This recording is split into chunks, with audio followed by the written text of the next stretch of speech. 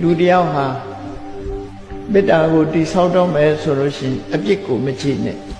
ကောင်းတာလေးကိုရှာကြည့်ကောင်းခွက်ကိုရှာမေတ္တာကိုပွားလို့ဆိုတဲ့အတိုင်းကောင်းတဲ့အကွက်ကလေးကိုကြည့်ပြီးတော့မေတ္တာပွားလိုက်ရလူတိုင်းဟာအဆိုးကြီးမဟုတ်ဘူးအကောင်းတွေရှိတတ်သေးတယ်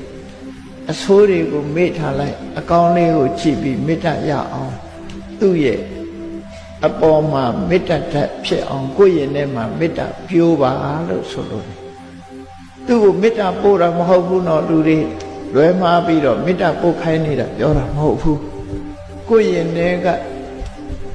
အမုန်းတရားပျောက်ဖို့ရာအတွက်မေတ္တာဓာတ်ကိုတည်ဆောက်တာနော်အဲ့တော့တည်ဆောက်တဲ့အခါမှာကိုယ့်ရင်ထဲမှာပဲတည်ဆောက်အောင်သို့တော့အာယုံပြုတဲ့အနေနဲ့ကတော့ကိုမုန်းတဲ့ပုဂ္ဂိုလ်အာယုံပြုပြီးတော့သူ့ပေါ်မှာမုန်းတဲ့စိတ်ပျောက်သွားအောင်ကိုယ့်ရင်ထဲမှာမေတ္တာတည်ဆောက်ပါလို့